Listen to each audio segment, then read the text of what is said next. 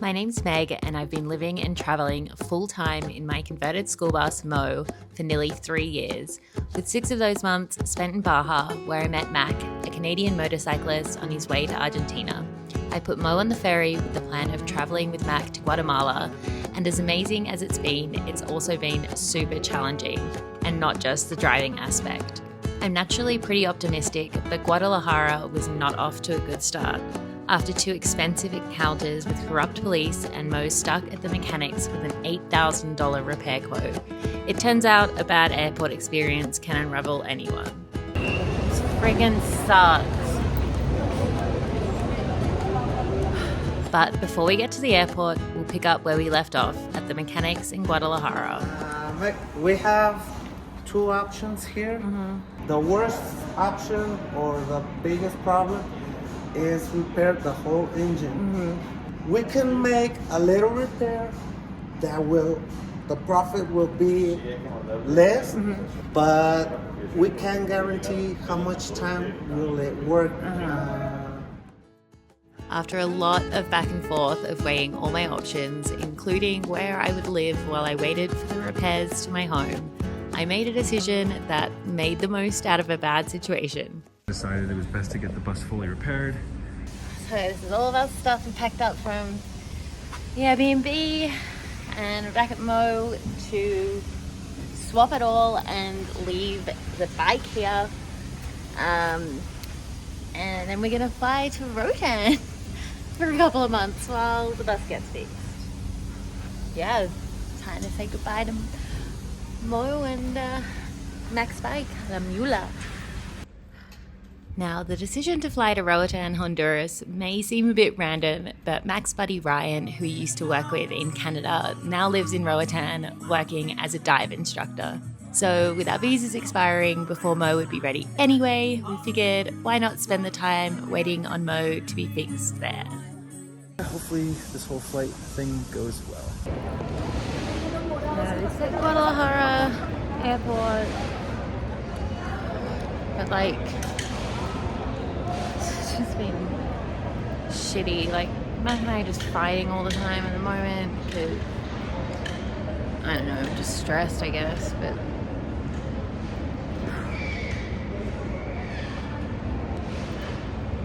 I'm like really excited to fly.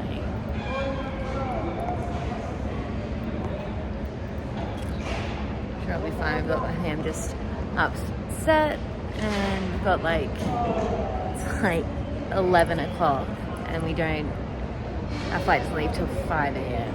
So, but going to Honduras, going to Roatan, so yeah, that'll be nice. The Guadalajara airport VIP lounge, because we got here like 11 p.m. and our flight's at 5 a.m. and the one bar we looked at was like 110 pesos for one beer. Yeah, 110 pesos for one beer, and we normally pay 18. So the VIP lounge was like $40 each. Like,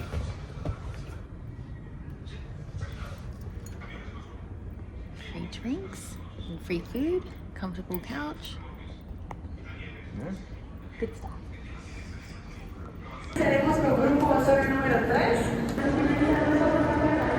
So we had a successful time in the VIP lounge, watching some Black Mirror, having some drinks and food, and now of course we are rushing to our gate. Classic to have like 6 hours to spare and still be running late, but that is me. So we arrived to the gate, made it in time and everything, but they wouldn't let us board because we arrived via land in a vehicle. They wouldn't let us leave without seeing immigration. I don't know. Feel like I did my due diligence, looked at things, didn't see any information about that, but they said they can get us on the next flight, which is apparently tomorrow, which I guess is today. I don't know. So they'd get us on the next flight, but we need to just wait here. And tell us what we need to do, go to immigration, get something sorted. This friggin' sucks. So we needed to go to immigration to cancel our FMMs before our flight, apparently, because we entered by land. Nothing that said anywhere, nothing when I looked it up said anywhere. Anyway, so we couldn't get our flight, and big fight ensues, and yeah, then we can get a new flight at 3 o'clock this afternoon. We've been here since 11 p.m. last night.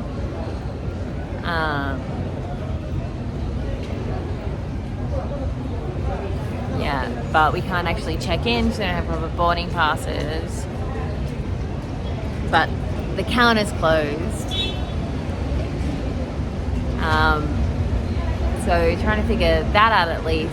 So hopefully we can go back to the fucking lounge because we've got a 12-hour pass for that. But then we have 2 stopovers to fly to Dallas to Miami, and then an overnight stopover to get to fucking Roatan. And otherwise, we leave in 3 days to get the same flight that was like 9 hours.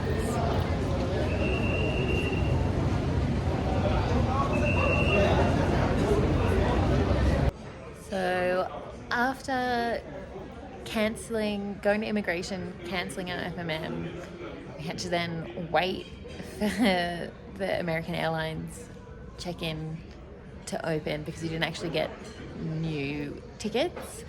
We just got an itinerary. They opened at 7:30 a.m. so it was about 8. I don't know, it's time now. Yeah, about 8:25. So got all new tickets, except we're going to Dallas, then Dallas to Miami with a 12-hour layover, then to Roatan. But we still have some time on the lounge bus, so we're back at the lounge, and we have Bailey's coffees now.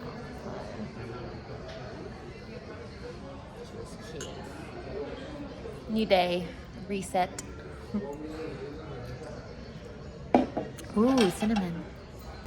Like 15 hours after we arrived at the airport. On the plane. The plane is moving. We go to Dallas, and then we need to have a 12-hour layover there, not Miami, then go to Miami, then go to Roatan. But the Roatan airport's closed at the moment because of smoke, so who knows how long this trip is going to take us and when we will arrive. Welcome aboard American Airlines.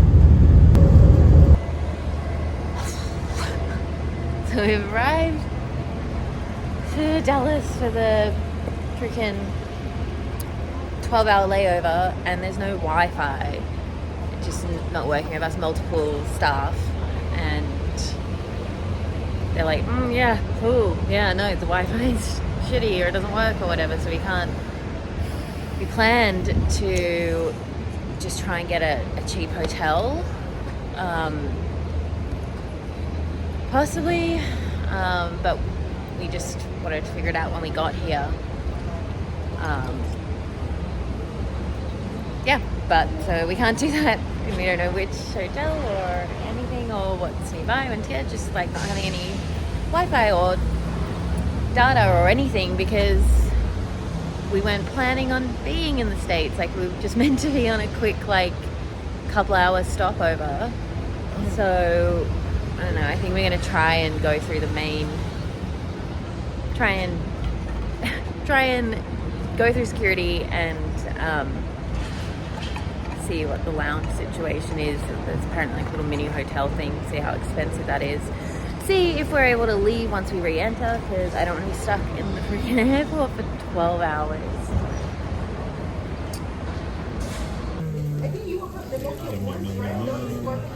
Expensive airport food.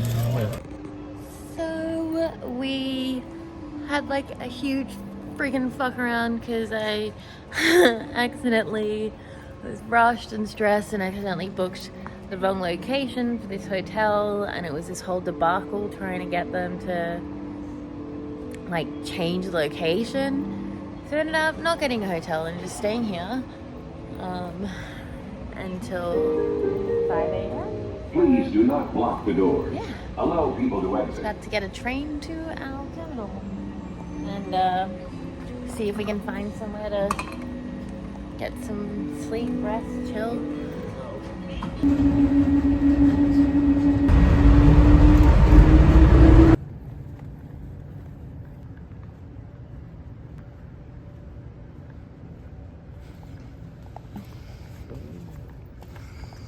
Good setup. Good bed for the night.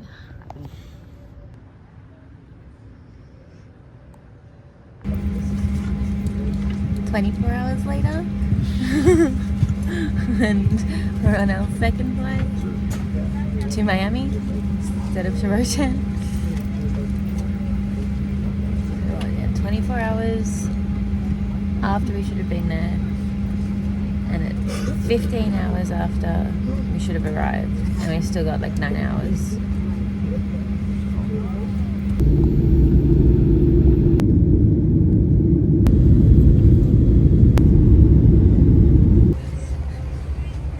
Flight 3, 36 hours after we first got to the freaking airport, but nearly there.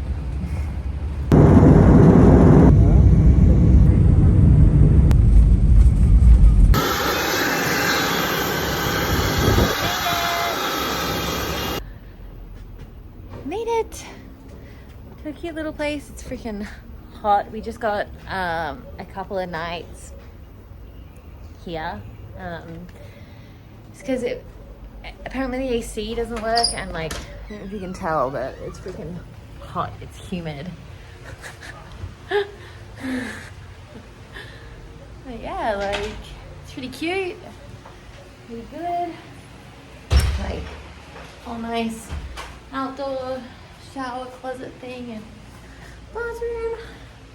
But yeah, we just did for 2 nights because we've got a few different options we can suss out, and like, I think it'd be nice to have AC to just like cool things down a little bit, because like it's just humid and muggy and hot here. So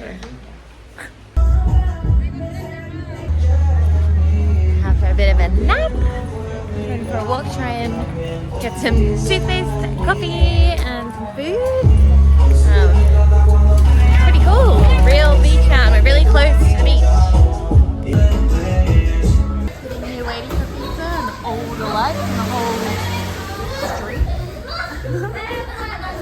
So there's like a power outage everywhere on the island, but I brought my my solar lights. Mike was like, you have to bring them, but we've got like, now we have light. We're the only people who have light. I got my speaker, I charged my laptop earlier. But yeah, seriously, like, nada. Yeah, not a bad little place. Bit of the fan working though, it's a bit of a bummer because it is hot, but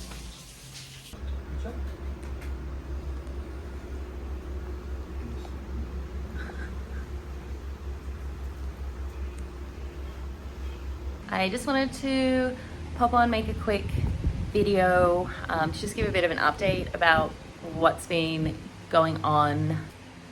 Yeah, there's a lot has gone on, but I've just been struggling a bit with my mental health because there's been a lot of challenges with trying to balance work and traveling and just life, I guess.